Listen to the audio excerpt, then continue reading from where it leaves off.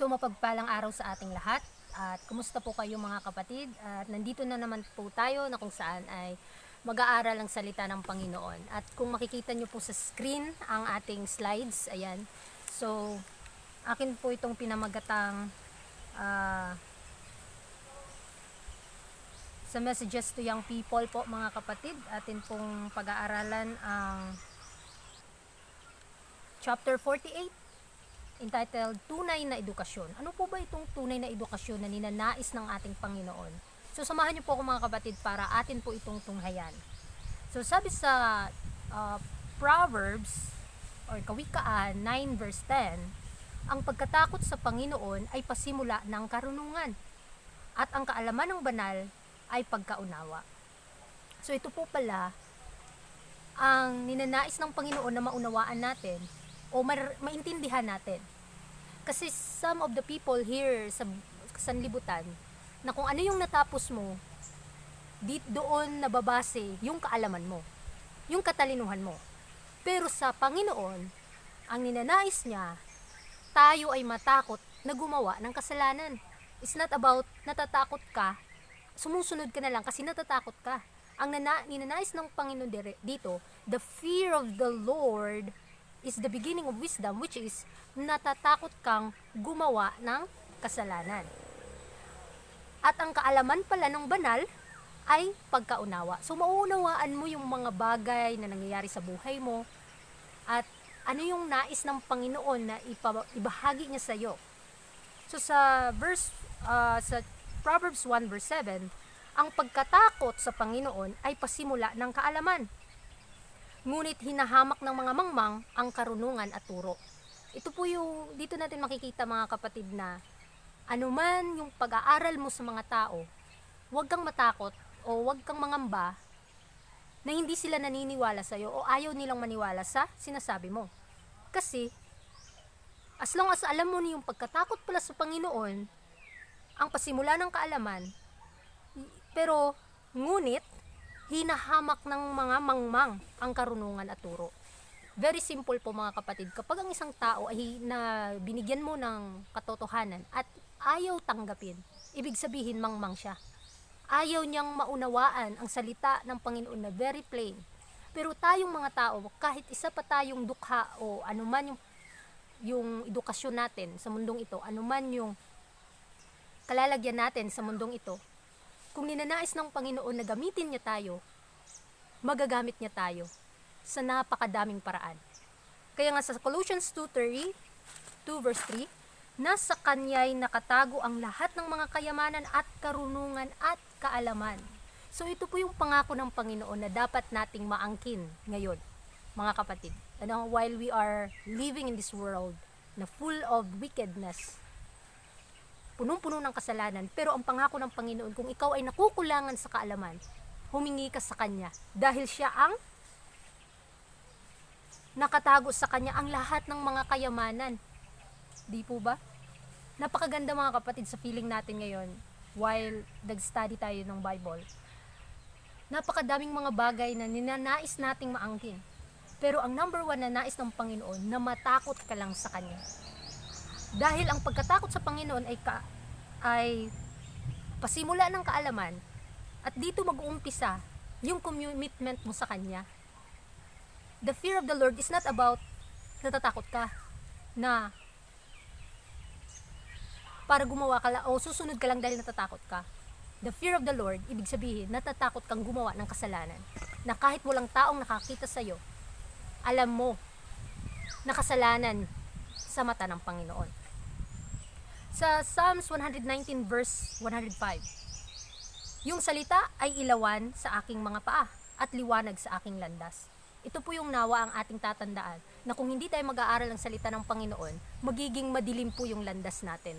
Marami man tayong ari-arian sa mundong ito, pero hindi po tayo nakokontento dahil wala pala ang salita ng Panginoon. Dahil ito po yung ilawan ng ating mga paa.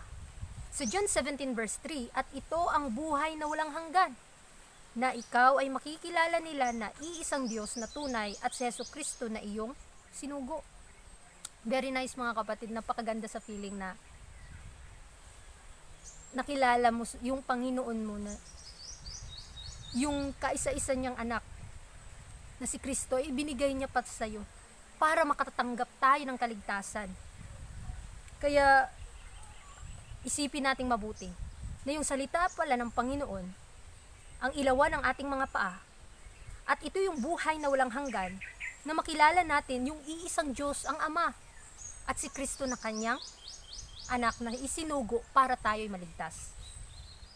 Sabi sa Messages to Young People, ang tunay na edukasyon ay ang pagtatanim ng mga kaisipan na mag-uukit sa isipan at puso ng kaalaman tungkol sa Diyos na manlalalang at kay Hesukristo na manunubos. Ito pala ang tunay na edukasyon.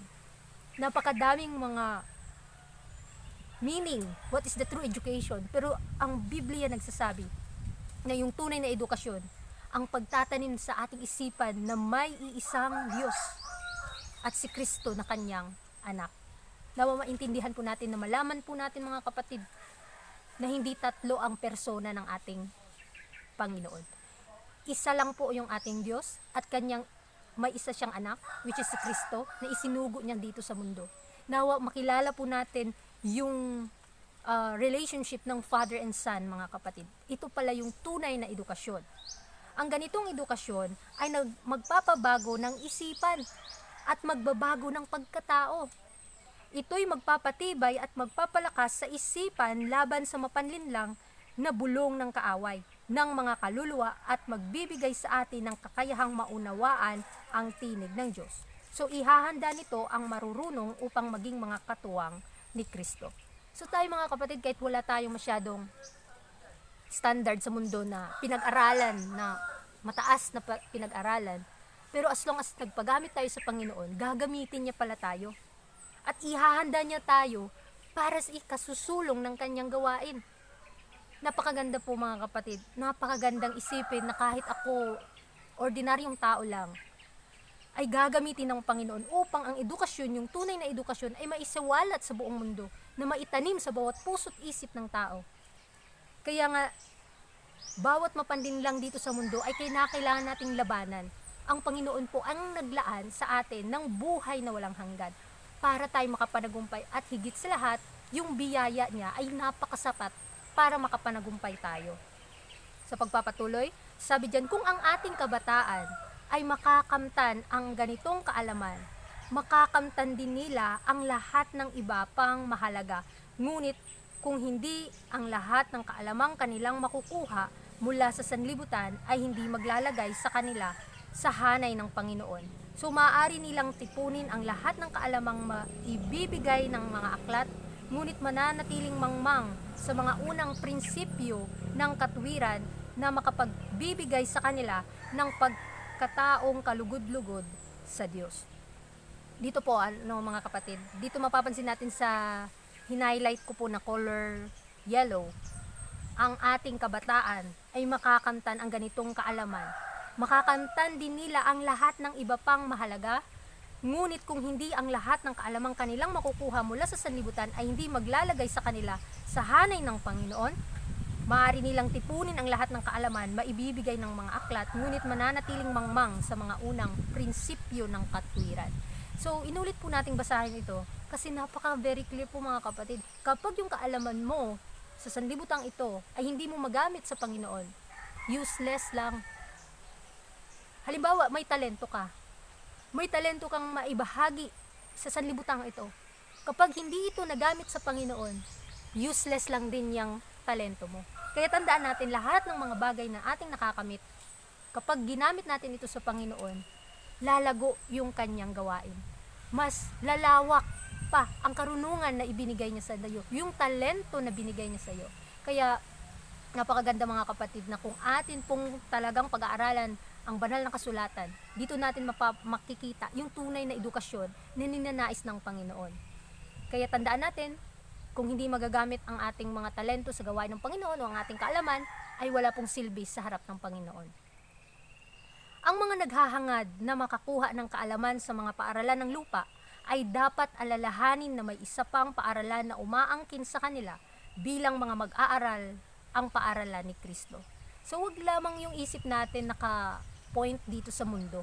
Kasi meron tayong inihahanda, which is si Kristo ay naghanda na ng kaharian para sa atin, tayo din mga kapatid, kailangan nating ihanda ang ating sarili para maangkin natin ang tunay na edukasyon, hindi lang dito sa mundo, kundi sa langit. Kundi makilala natin ang isang Diyos na ang Ama at si Kristo na kanyang anak. Sa paaralang ito, ang mga mag-aaral ay hindi kailanman magtatapos. So we know na hindi po magtatapos ang pag-aaral na ito mga kapatid. Maging matanda ka man o bata, as long as nag-aaral ka sa paaralan ni Kristo, hindi ito matatapos. Kabilang sa mga mag-aaral ang matatanda at kabataan. Ang mga nakikinig sa mga tagubili ng banal na guro ay patuloy na magtatamo ng higit na karunungan at kadakilaan ng kaluluwa, at sa gayon ay nahahanda silang pumasok sa mas mataas na paaralan kung saan ang pag-unlad ay magpapatuloy hanggang sa walang hanggan. So take note mga kapatid, napakaganda po itong pag-aaral kasi dito sa mundo we are practicing what's our life in heaven. Kung dito sa mundo ay napaka damot mo o ano yung karakter na binibuild mo, ang tanong, yung karakter na binibuild natin dito sa mundo, ito po ba ay katanggap-tanggap sa langit? Kaya dapat makinig po tayo sa tagubili ng ating Panginoon kung ano yung ninanais niya sa atin while we are preparing for His kingdom. While we are preparing our character into eternity. Matatanggap kaya tayo ni Kristo? Tandaan natin, ang tanging kailangan lamang o tanging ating daan papunta sa langit ay si Kristo. Yung karakter ni Kristo lamang ang dapat nating maangkin upang makapasok tayo doon. Hindi tayo makakapagsabing ligtas na tayo while we are preparing for this earth. Kahit na tayo nagsisikap, pero patuloy pa tayong hinihimok ng kaaway, patuloy pa rin tayong tinutukso. We need to remember na marami pa tayong dapat na labanan at mapanagumpayan. And we need Jesus in our life, mga kapatid. So itinatag ng walang hanggang karunungan sa harap natin ang mga dakilang aral ng buhay, ang mga aral ng tungkulin at kaligayahan. So madalas mahirap itong matutunan, ngunit kung wala ito ay hindi tayo makakagawa ng tunay na pag-unlad. So maaari itong mangailangan ng pagsisikap, luha at maging mga matinding hirap, ngunit hindi tayo dapat manghina o magsawa. Sa mundong ito, sa gitna ng mga pagsubok at tukso, tayo'y dapat magtamo ng kahandaan para sa lipunan ng mga dalisay at banal na anghel. Ang mga lubhang nahuhumaling sa mga hindi gaanong mahalagang pag-aaral hanggang sa tumigil sila sa pagkatuto sa paaralan ni Kristo ay nakakaranas ng walang hanggang kawalan. So take note mga kapatid, itinatag ng ating Panginoon ang walang hanggang karunungan sa harapan natin upang magamit natin sa walang hanggang pag-aaral. Dahil ang mga aral ng tungkulin at kaligayahan, madalas mahirap itong matutunan, very clear po mga kapatid. Mahirap pong matutunan, ngunit kung wala ito ay hindi tayo makakagawa ng tunay na pag-unlad. Even na mahirap pong matutunan yung mga bagay na ito, pero ninanais ng Panginoon na matutunan mo. 'Di ba? Sa pamamagitan ng mga paghihirap, tayo po ay uunlad, tayo po ay titibay. Kaya nga sabi pa diyan, bawat kakayahan, bawat katangian na ipinagkaloob ng manlalalang sa mga anak ng tao ay dapat gamitin para sa kanyang kaluwalhatian. So ito po yung dapat nating alalahanin, tandaan, na at sa paggamit na ito, matatagpuan ang pinakadalisay, pinakamarangal, at pinakamasayang pagsasanay. Ang mga prinsipyo ng langit ay dapat gawing pangunahing batayan sa buhay at bawat hakbang na ginagawa sa pagkuha ng kaalaman o sa paglinlang o paglinang ng isipan ay dapat maging hakbang patungo sa pagkatulad ng tao sa banal. So tayo we need to behold Jesus talaga mga kapatid. Kasi bawat kakayahan natin o bawat katangian na ipinagkakaloob sa atin ng may likha natin, si Kristo, ay dapat gamitin para sa kanyang kaluwalhatian. So ito po yung tatandaan natin. Kasi mahirap naman kasing lahat ng kaalaman mong nasa sayo ay pinagmamayabang mo. Parang punong-puno ka na ng sa sarili mo, gusto mong purihin ang sarili mo. Pero tandaan natin, useless lang po ang lahat. Wala po tayong kahit ano dito sa mundo dahil ang Panginoon po ang naglagay natin dito. So kailangan siya din yung kukuha sa atin at siya din maghahanda sa atin to eternity. So we need to cooperate the divine yung pagsisikap ng ating Panginoon para sa atin. So magsikap din tayo, magtulungan po tayo. For the next, sabi dyan, ang pinakamahalaga sa edukasyon, o ang pinakamahalagang edukasyon na dapat makamtan ng ating mga kabataan sa panahong ito at yaong maghahanda sa kanila para sa mas mataas na antas ng paaralan sa itaas ay ang edukasyong magtuturo sa kanila kung paano ihayag ang kalooban ng Diyos sa sanlibutan. So ito po yung number 2 na dapat nating tandaan, na yung pinakamahalagang edukasyon na ituro sa sanlibutan, sino yung Diyos na pinaglilingkuran mo, ano yung karakter na ipinapakita mo, at ano yung mga bagay na ginagawa mo. Naluluwalhati ba yung Panginoon? Isa pang punto sa pinakamataas na edukasyon, yung mga nag-aalay sa kanilang sarili o ng kanilang sarili upang matutuhan ang daan at kalooban ng Diyos ay tumatanggap ng pinakamataas na edukasyong maaaring matamo ng mga mortal. So itinatatag nila ang kanilang karanasan hindi sa mga mapanlinlang na karunungan ng sanlibutan kundi sa mga prinsipyong walang hanggan. So gamitin po natin itong ating mumunting kakayahan para sa kanyang kaluwalhatian. Tandaan po natin itong mga bagay na ito, mga kapatid, upang mas lumago po tayo sa ating karunungan. So sa atin pong pag-aaral sa oras na ito, atin pong natunghayan kung ano yung tunay na edukasyon, na yung mga kaalaman natin sa sanlibutang ito, hindi ba nasasayang o nagagamit ba ito sa kaluwalhatian ng Panginoon? Dahil ito po yung tunay na edukasyon na makilala mo yung Diyos na pinaglilingkuran mo, kung sino yung Diyos na pinaglilingkuran mo, ang Ama, at ang kanyang kaisa-isang isinilang na anak na si Kristo na isinugo niya para iligtas tayo. So sa pamamagitan ng biyaya ni Kristo, tayo po ay makakaalam ng tunay na edukasyon at tunay na kaalaman na nanggagaling sa langit at ipagkakaloob niya ito sa atin. Kaya mga kapatid, maraming salamat and pagpalain po tayong lahat.